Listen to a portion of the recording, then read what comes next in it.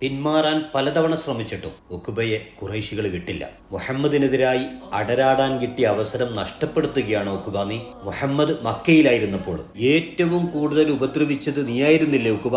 പട്ടിണിപ്പാവങ്ങളായ കുറച്ചു പേരല്ലേ മുഹമ്മദിന്റെ കൂടെയുള്ളൂ. നമുക്കാണെങ്കിൽ ആയുധവും ആൾബലവും മറ്റ് എല്ലാ സൗകര്യങ്ങളും അധികമുണ്ട്. എന്നിട്ടും നീ മുഹമ്മദിനെ ഭയപ്പെടുന്നതെന്തിന്?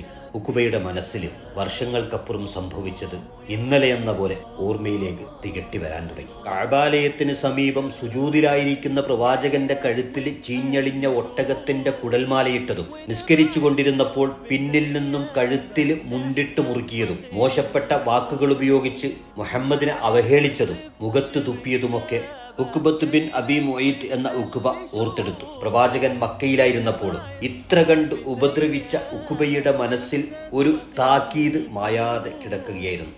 മക്കയുടെ വെളിയിൽ ഒരു ദിവസം നമ്മൾ മുഖാമുഖം കാണും.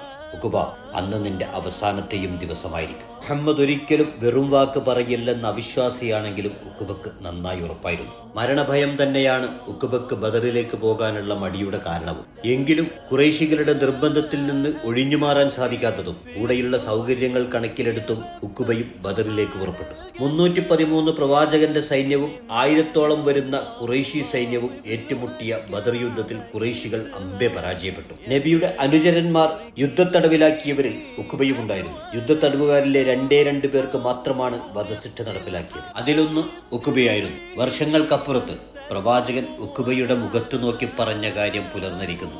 സുബ്ഹാനല്ലാഹ്.